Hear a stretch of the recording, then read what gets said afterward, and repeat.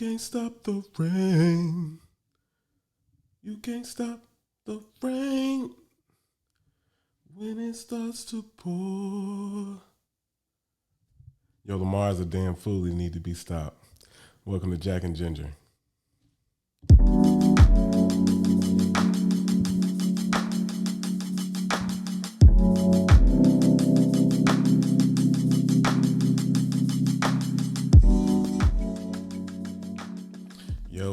Yo, what's up? This is Derek, and you're listening to Jack and Ginger. This is episode 5. I'm back. Yeah, so what's been going on, people? So y'all know the routine. So if you listen to this on Apple or Spotify or whatever platform you listen to it on, go ahead and hit that subscribe button. If you're listening to it on YouTube or watching it on YouTube, I should say, go ahead and hit that subscribe button, like the video, share it, leave a comment, let me know what you think. Episode 5. I'm back. Took like a week off to kind of chill out a little bit. Halloween was last week. I'm personally, man, I'm not the biggest fan of Halloween. I feel like it's one of them pointless holidays like Columbus Day. Like I said, I think both of them is up there neck and neck in terms of holidays that should be abolished. I get it, it's for the kids.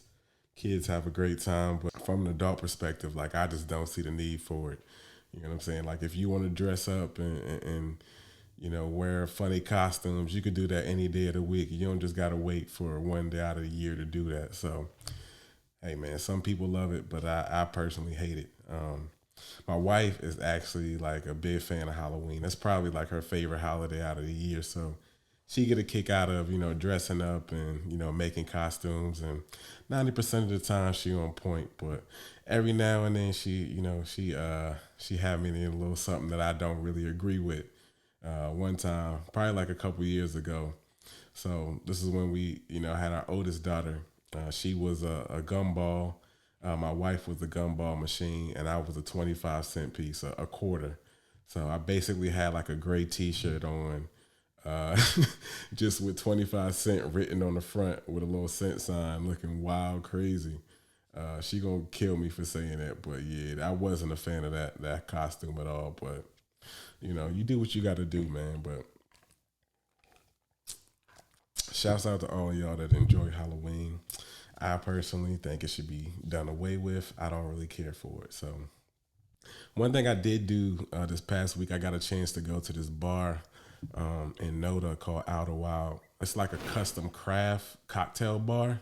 And the dope concept about it is like you go in, and there's like 3 courses. So it's like a 3-course meal, only it's with drinks.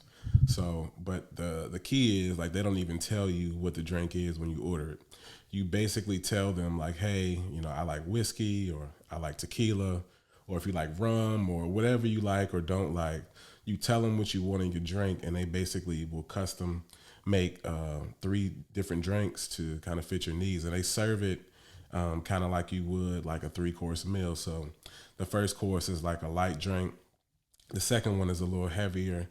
And the third one is supposed to be like the knockout punch or whatever. But yeah, again, like if you're looking for a dope place to go to in Charlotte, if you're in the area, you want to go for a nice little date with your lady or something, I would definitely recommend Idlewild. All of my drinks had whiskey in it because I'm a fan of whiskey, hence the name Jack and Ginger. But yeah, it was really dope though. The only thing I would change is I probably would have told them to go ahead and, give me the strong drink to begin with and just keep them going. But other than that, it was really dope though. So I did hit up this other bar that, was recommended to me by my boy called Essex Bar and Grill. I wasn't too hype about that for real. I almost wanted to text him while I was there, like, hey dog, like you recommended this bar to me, you owe me a refund because the food was trash. It wasn't trash, it was just like proportions were just terrible, right? Like if I wanted to pay, $100 for like 3 sliders and some damn mashed potatoes, then I would have just stayed in the crib. But it was okay, I guess. But it's one of the spots I would never go back to. So something dope I saw this week was Dame Dash and Jay-Z, of course, formerly of Rockefeller together. Seems like they kind of working on their relationship, trying to get things, I wouldn't say get things back together, but they're at least extending the olive branch to each other. Jay had I guess he had accepted a Rock and Roll Hall of Fame award, and he shouted out Dame and Biggs in his speech. Like he said something to the effect of, he can't really say, or he said something to the effect of like, hey, I'd be crazy if I didn't get on here and shout out Dame for helping me with my career or something. I don't have the exact words, but it was something along the lines of there. And then Dame, I think he released like a statement afterwards saying like, they could put the lawyers aside and stop all the corny stuff they doing and kind of work things out, which is wild because I feel like Dame been going at Jay like hard for the last 10, 15 years. So for Jay to even like still acknowledge Dame, I think is dope. Shows growth on his part. Because sometimes, I mean, we all know this, like, in whether it's in relationships or friendships, like, once you cut ties with somebody or you don't really rock with them no more, and then let's say, months pass or years pass, like, you don't always get back on the same page with them, even if you do forgive them. So it'll be dope to see, like, where they can take that. I mean, I don't really see them working together anymore just because, like, I don't think they need anything from each other. Like, Dame is doing his thing and Jay-Z is doing his thing. But I know for like me personally, and probably a lot of people that I'm cool with or that I grew up with, like a lot of us grew up on Rockefeller music, just on like a personal level, from, Jay-Z to State Property to Diplomats to Kanye.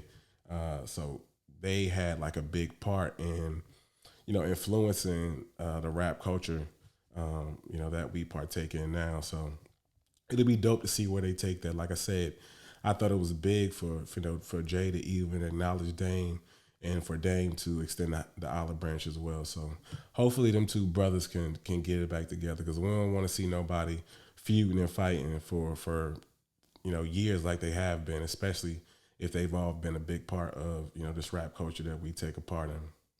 So this week I did get a chance to listen to Wale's album Folarin II. I feel like Wale is probably one of the most slept on, unappreciated artists out there. I'm a fan of Wale, even though like some albums I rock with, some of them I don't. This album I actually think is pretty dope. One thing I did realize when I'm doing like these album reviews is I'm gonna have to get like you guys or like the listeners to suggest albums for me to listen to because a lot of times what happens is I listen to albums of people that I already rock with anyway. So it comes off as like bias anyway because I'm not giving anybody bad reviews because I like the artist to begin with. And that's the case with this one too. So I thought the album was dope. I mean, he had a track with Rick Ross that I really liked. He had like a little, it's not really an interlude, but it was a short track with Jamie Foxx that I thought was dope too. So it's probably not his best album. His best album, I think, is the album that's got like Love Hate on it in '88. I can't even think of the name of the album right now, but he had another track called Jump In that's got like a heavy go-go DC vibe. So he's kind of staying true to his roots with that. So I think that's dope. I feel like he always finds a way to mix that in his music just because, I mean, that's where he's from. So, of course, he's going to have that heavy influence in there. But yeah, definitely Folarin II is a dope album to check out. I feel like a lot of the tracks are more geared towards the women. So if you're a woman and you're looking for a dope album to listen to Folarin II. I would have to give it 3 out of 5. I know it seems like I've been consistent giving 3 out of 5 to most albums, which is why I'm saying like, yo, I gotta have y'all pick the albums that I listen to so I can get some more varied range and these reviews that I'm giving. Summer Walker just dropped the album last night, and I was skimming through it. If I had to give her first album a rating, it'll probably be like 4.5. Like that's how tough I rock with that album. And even listening to it, like the first like 5 or 6 songs of this album, I'm like, damn, she kind of creeping back into that 4 or 5 range. So maybe that'll be the next one I'll do. And then from there, I'm just gonna make it so like I'll just ask somebody for an album to review, and then I'll kind of go from there, just so I'm not just giving everybody dope reviews or whatever. But yeah, that Summer Walker sounds like it's gonna be tough though. Yep. So I mentioned to y'all before, like every episode, I wanted to do a small business shout out. And this week, I wanted to highlight a small business that's actually located in here in Charlotte, North Carolina. I had the pleasure of working with Nay, who's the owner of Shop Bessie Rose, just on like some photo shoots. So yeah, I mean, this week's small business shout out is Shop Bessie Rose. It's ladies apparel and accessories company. That's really dope. I mean, I bought some stuff for my wife on there. I would definitely suggest y'all take a look at it, and I'll leave the link for her website as well as her Instagram in the comments below. And you can also find her just at shopbessierose.com, just in case you're not watching this on YouTube. And I believe her Instagram is the same thing. So that's Shop Bessie Rose. I believe it's spelled BESSIEROSE. Again, Nay is dope. You know, she's very fashionable, has some dope pieces for the women. So we definitely want to do our part, and we're going to shout her out and support her this week. So go ahead and check her out. Man, so had some rough news this week in the sports world. So y'all know what time it is. It's time for the weekly Jameis Watch, which sadly is going to be the last for the season. How did the defense in the running game give overall shape to the way this played out, Jameis? Well, I just think we were prepared. You know, one thing my trainer, he told me, he said, what did he say? He just told us to be prepared. Man, so again, sad news this week. So I'm watching the game. I've already had mixed emotions about it because I'm a Bucks fan. I still cheer for the Bucks even though Jameis ain't there. But I feel like I'm really invested in Jameis' career as well. So the Bucks played the Saints this week, and then like the first quarter or like early second quarter, Jameis takes off on like a broken pass play and gets horse collar tackled, and turns out he tore his ACL, which is like the worst news or the worst possible outcome that could have happened, right? Like, I mean, I know, you know, the numbers haven't really been there all the way, but I feel like he's been balling this year. He finished the season with like 15 touchdowns, 3 interceptions. And, you know, everybody talks about the interceptions and the turnovers are a problem. He made a concerted effort to get rid of those this year. It just sucks that, you know, his season had to end this way. So, man, that one really hurt, man, just because, especially because the person that tackled him, Devin White, is like probably my favorite linebacker in the league. So now I got to X him out. You know what I'm saying? Like now I'm no longer a Devin White fan, even though it's not right because it wasn't. I mean, by the letter of the law, it was a horse collar tackle, but he didn't make a bad play there. But you know what I'm saying? If you go against Jameis, if you hurt Jameis, I gotta X you out. Like now you are out. So yeah, but I mean, I wish him a speedy recovery. I really hope that, you know, somehow he gets to sign a contract this offseason. I mean, he was on a 1-year deal with the Saints. They signed him to, I mean, he was only making like, I think with incentives, he could have made like $12 million. So he wasn't really making a crazy amount of money.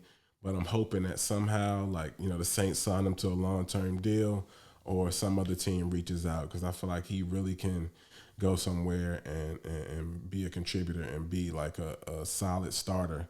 Not just a solid starter, but a great starter if he has the weapon. So, yeah, man, I'm going to send a prayer out for Jameis. So that means probably to y'all, like, I get to retire this segment and I don't have to talk about Jameis each week. But the thing I said to myself, I'm like, man, you know, I play fantasy football or whatever.